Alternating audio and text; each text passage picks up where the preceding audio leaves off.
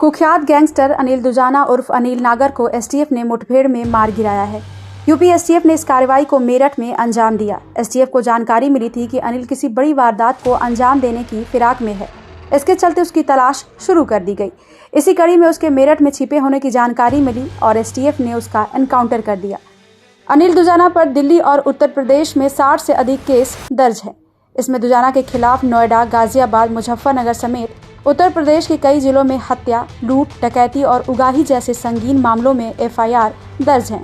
दिल्ली और यूपी की पुलिस लगातार उसकी तलाश कर रही थी। बीते साल दिल्ली पुलिस ने दुजाना और उसके 2 साथियों को गिरफ्तार भी किया था।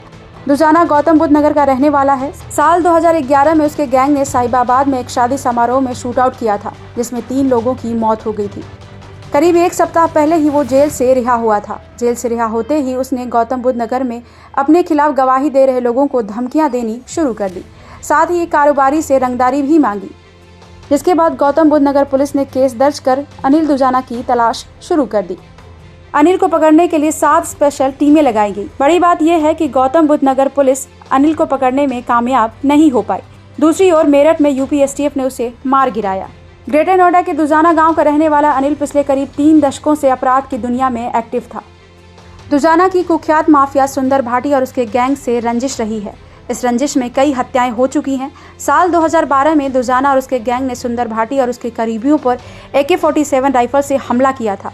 ये दोनों गैंग सरकारी ठेकों, सरिया की चोरी और टोल के ठेकों को लेकर अक्सर आमने सामने रहे हैं। अनिल दुजाना गैंगस्टर नरेश भाटी का करीबी और शूटर था। नरेश की हत्या सुंदर भाटी ने करवाई थी। इसके बाद बदला लेने के लिए अनिल ने सुंदर पर कई बार हमला किया था।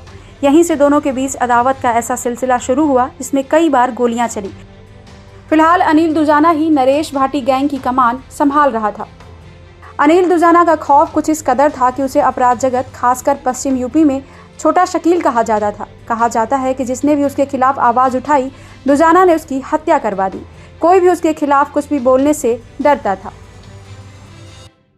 थोड़ी देर पहले ही यह जानकारी प्राप्त हुई है कि अनिल दुजाना, जो एक ड्रेडेड गैंगस्टर है वेस्टर्न यूपी का, और इस पर बहुत बड़ी संख्या में मुकदमे कायम हैं। ये जानकारी प्राप्त हुई है कि ये कॉन्ट्रैक्ट किलर भी था। 18 मर्डर के केसेस इस पर हैं। इसे एसटीएफ की मेरठ यूनिट ने एक मुठभेड़ में मार गिराया है। अनिल दुजाना को जिला अदालत से अक्टूबर 2016 में 45 महीने की सजा मिली। अनिल और उसके साथी मनोज पर साल 2011 में डेरी मच्छा गांव में हुई विजय की हत्या का केस चला था। इस केस में पीड़ित पक्ष ने अनिल के पक्ष में बयान दिए थे। हालांकि अदालत ने अनिल को फरार होने की सजा दी। 45 महीने की सजा सुनाई गई। इसके बाद अनिल ने जेल में ही रहकर जिला पंचायत सदस्य का चुनाव लड़ा था और वो चुनाव जीत भी गया। हालांकि परिसीमन नहीं होने के कारण अध्यक्ष पद का चुनाव नहीं हो सका।